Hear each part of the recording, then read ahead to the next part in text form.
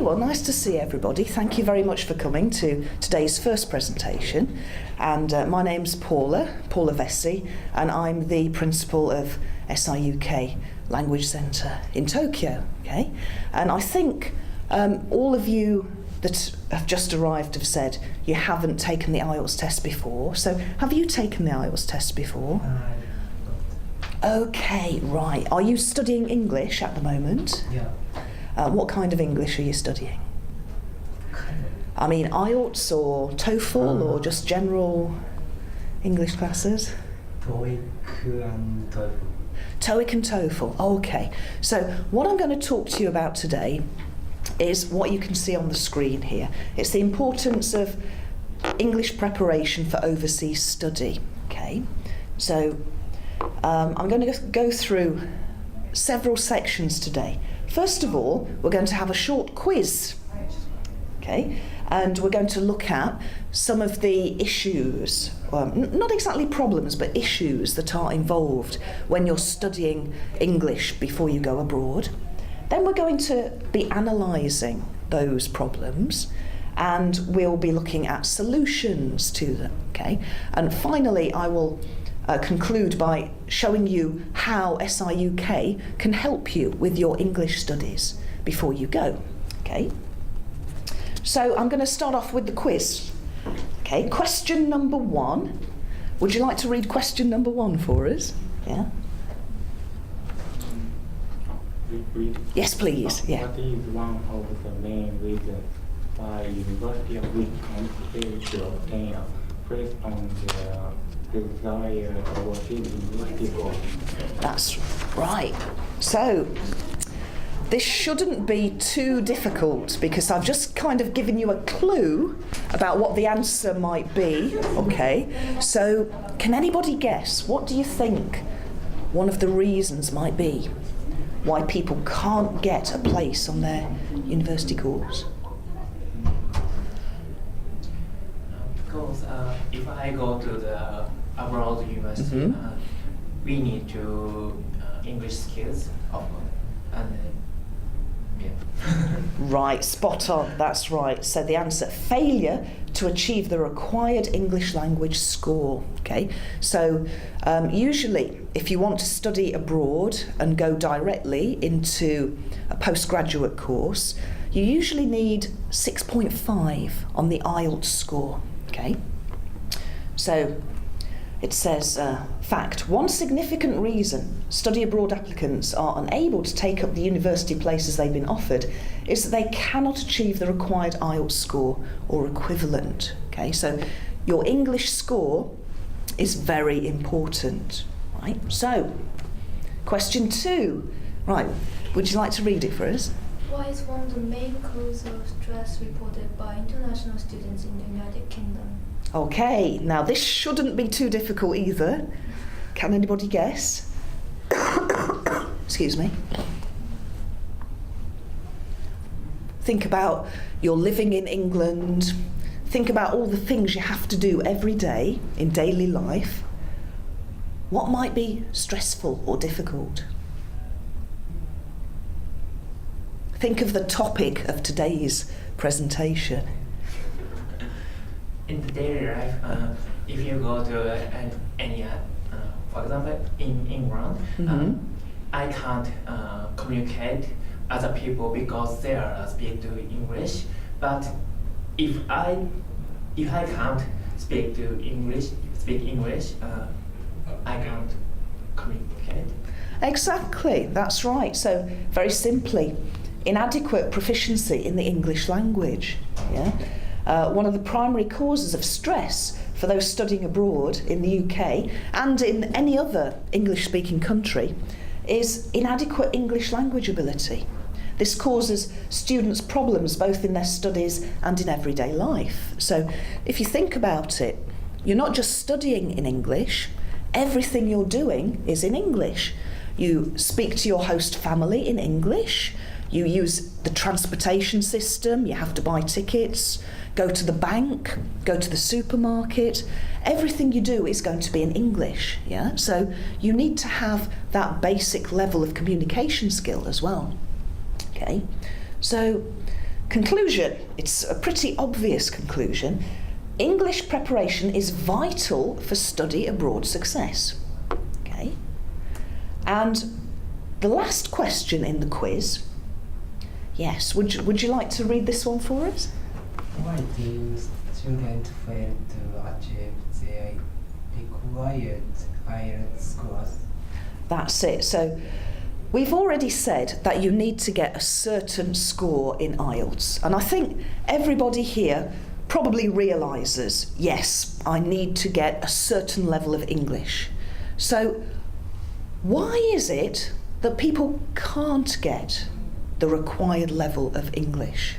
Okay, because you know you need to study. Everybody here is studying now. But why, even if people are studying, why do they sometimes fail to get the required level? Does anybody have any ideas?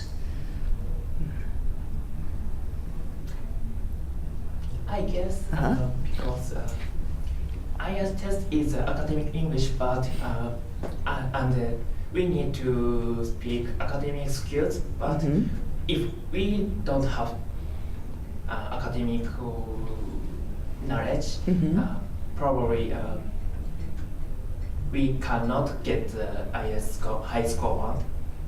Okay, so that's one reason, yes. Maybe you're okay with conversational English, but maybe you don't have a background in academic English. That's one, yes, that's one reason, yes. Can anybody think of another reason? We don't know how to answer the question or strategy. Okay, Yeah. yes, that's another thing. Maybe if you're studying at a Japanese university or high school, quite often when you take a test, what kind of test do you have? Is it usually multiple choice? Multiple choice, yeah? No? What kind of test do you have? For a writing test, yeah. So maybe the strategies or the types of question might be quite different to what you have to do in the IELTS test. I know a lot of university tests are just multiple choice, yeah? Okay. Right, let's have a look at the reasons. So reason one, they underestimate the level of ability and language skills needed to achieve their required score, or they overestimate their own language ability. Okay?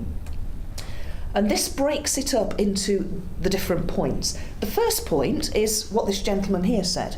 You need academic, not casual English. So maybe a lot of you have perhaps got English-speaking friends. You speak to them in English. You can speak quite well in day-to-day conversation.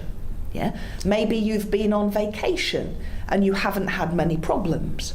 But remember that is casual English, conversation. Academic English is really quite different. So that's the first reason. And then the next 4 points, you need to have not only speaking ability and listening ability, but also reading and writing ability in English. If you've been abroad on holiday, probably your speaking and your listening are okay, but have you ever written an English essay? Have you ever written an essay about something like this, where you have to describe a graph? Has anybody here done that in English? Yes? Yes? No. So even in Japanese, this would be difficult. But in a foreign language, it's twice as difficult, yeah? Then, the last one. This is connected to what this gentleman said. Test strategies and techniques. Real English language ability is required rather than the mastering of multiple choice or other test strategies. So for the IELTS test, it's really quite demanding. It tests your real English ability. You can't just circle multiple choice answers. You have to really understand and be able to produce it yourself. Okay, so that's one reason why people do not achieve the IELTS score. They just don't realise how difficult the test is and what kind of English they really need to learn. Okay. And the second one, and this is very, very important. Nobody here thought about this point. Okay, it says candidates underestimate the amount of time needed to improve their English ability to the required level. And if you remember, today's point was the importance of learning English early. Yes, the focus is on learning early. So let's just have a guess. How long do you think you need to study English before you go abroad? So imagine you're going abroad next September 2014. How much time before do you think you need to start preparing? Anybody? 1 year ago. 1 year, okay. What do you think? 2 years. 2 years? 6 months. 6 months? 2 years. 2 years? Okay, we've got some different ideas. Let's have a look. So, we're going to think about the average applicant, right? So, as I've already mentioned, the average applicant requires an IELTS score of 6.5 for direct entry into a postgraduate course, okay? And if we look at our students at SIUK Language Centre, the average student enters SIUK Language Centre with an IELTS score of about 5.0. Okay, so they have to improve by 1.5. That's the average. To increase the IELTS score by 0.5 requires 100 hours of study on average. So that means, therefore, the average applicant needs at least 300 hours of English study to achieve the required score. Okay, do you follow the mathematics, yeah? So 300 hours, that means a combination of classes at school and homework exercises and revision. Okay, so 300 hours in total. Okay, so if you do the mathematics, when do you start to study English? The average applicant starts to consider application 1 year before the intended departure date. That's what people usually do, okay? But the question is, should they do it from just 1 year before? Or should they take 2 years? Or is 6 months enough, okay? So, some more points to consider. 5.0 to 6.5, that's 300 hours of study. Over 1 year, that's about 6 hours a week. Okay? Over 6 months, that's about 12 hours a week. That is a lot of time. 6 hours a week is a lot of study time, yeah? And then you have to think of some other points. This English study typically has to be scheduled around university classes or full-time or part-time employment. So is anybody here completely free during the day? Yes. Yes, okay. Is anybody here a Japanese university student at the moment? Yes? Okay. Is anybody working full-time? Right, okay. So if you think about your schedule and think about how much free time you actually have, then it's unusual for people to be free all day. Usually they have to work or they have to study at university and then study English in extra time, okay? And then also think that the month prior to departure will focus on the departure preparation. So you have to get your visa, you have to organise your accommodation, okay? You need to organise your travel arrangements, banking. So actually, you don't have 1 full year in which to do it. Probably you need to get your required score in about June or July, and then the rest of the summer you need to prepare for leaving. Okay? So those are some points to consider, and then further points to consider. Right? So if we think about British university courses, what's the actual level of the course? Is it 6.5? 9.0. 9.0, that's right, it's native speaker level, okay? Native speaker level.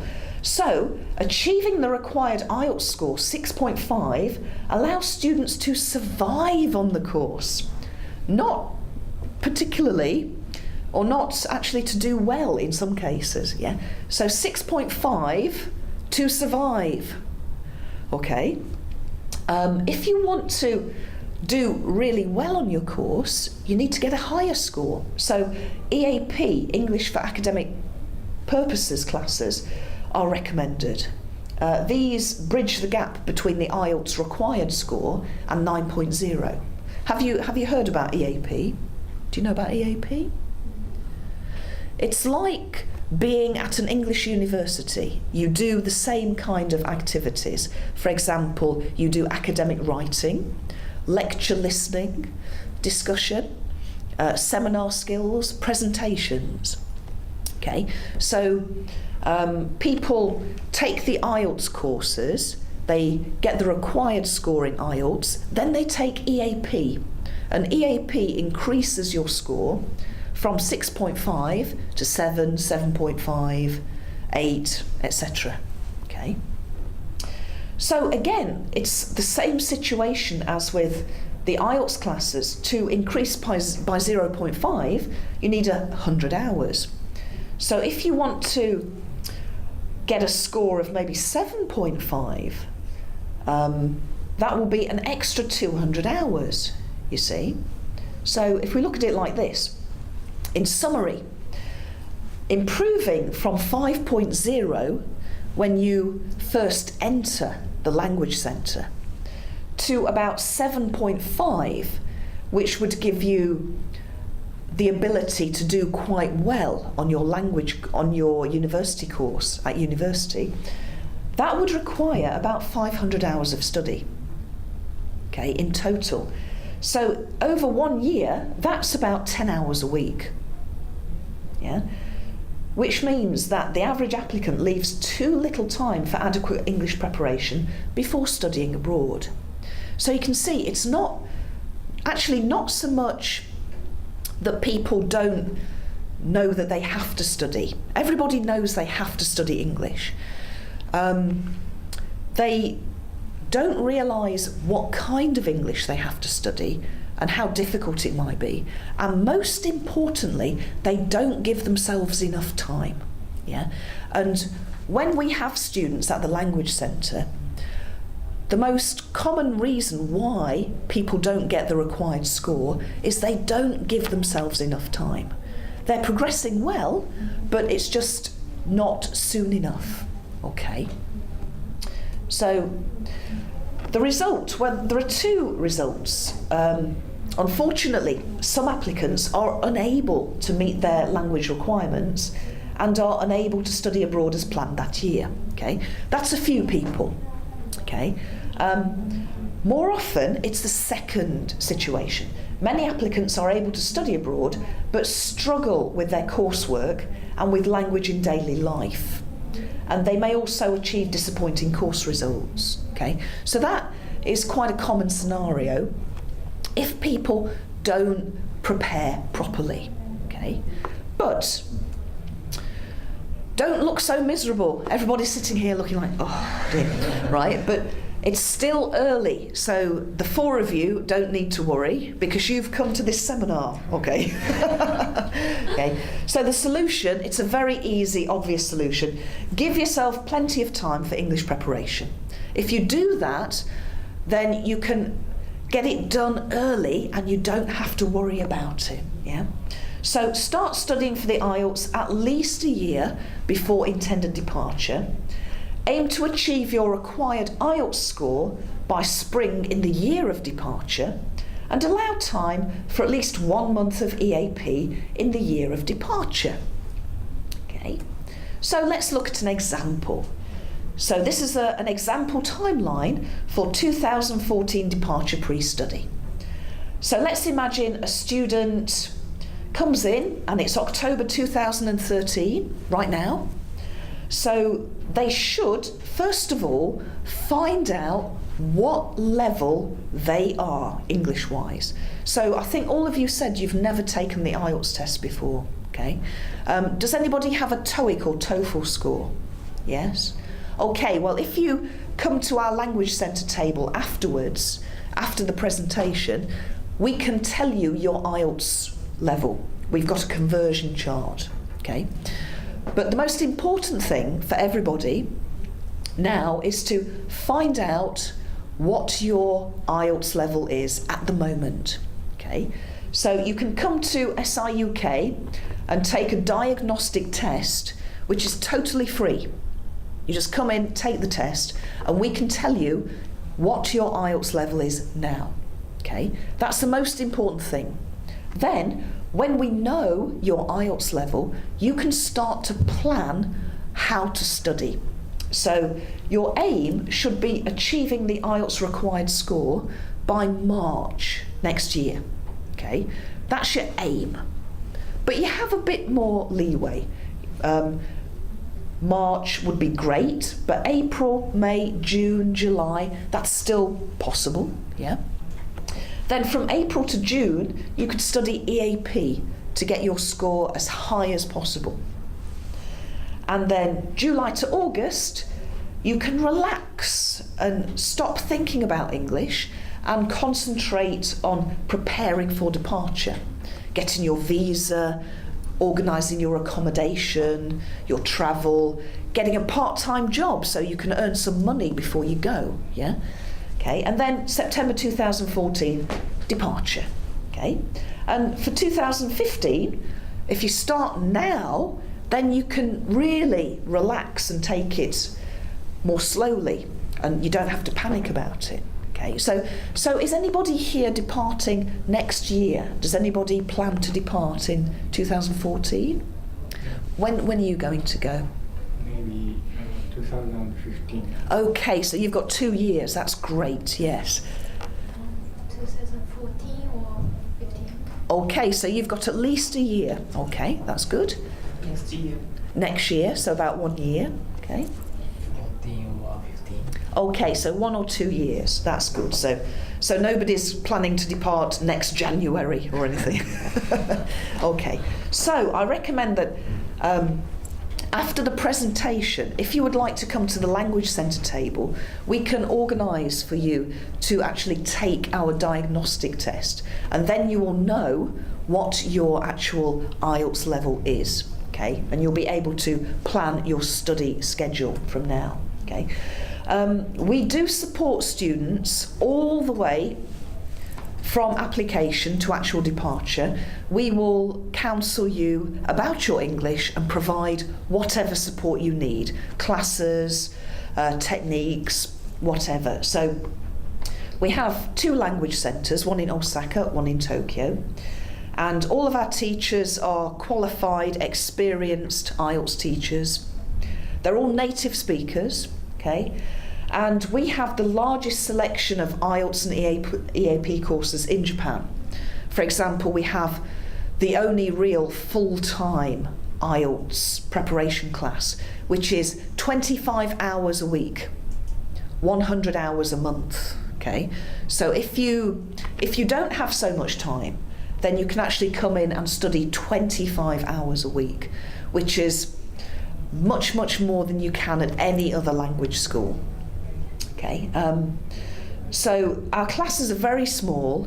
The group classes, the maximum number of people is 8 people. If you look at other schools, the group classes are usually 15, 20 people. Yeah, our classes, the maximum number is 8. Usually, we actually have fewer than that. So there might be 4 people or 2 people in the class. You get individual counselling. So when you first start, you'll get counselling sessions with the Japanese sales staff and also with teachers who will explain to you exactly what you need to do to improve. And in the courses, for example, in the full-time IELTS course, you get a weekly tutorial where the teacher will be focusing on your performance and what you need to do to improve. Okay. As I said, there's a free diagnostic test which you can take, and also you can take free trial lessons in any of our classes. We have a selection of probably around 20 group classes. We also have private classes. You can take a free trial lesson in any of those, or all of those actually, if you want to. Okay. So, this is my message to you. Start preparing now. Okay, step 1, find out your level. Take the free SI UK diagnostic IELTS test.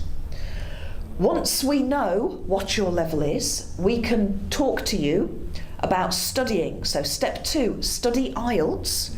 Ask our staff about our wide range of classes at SI UK. Step 3, achieve your IELTS score, hopefully early next year or early the year after, if you're planning to depart in 2015, okay? Then study EAP. This will make your university life much easier. Study academic writing, seminar skills, lecture skills, presentation skills, okay? And then depart for overseas with confidence, okay? So when you've got a very good score, you can feel confident about being able to succeed in your course. Yeah? So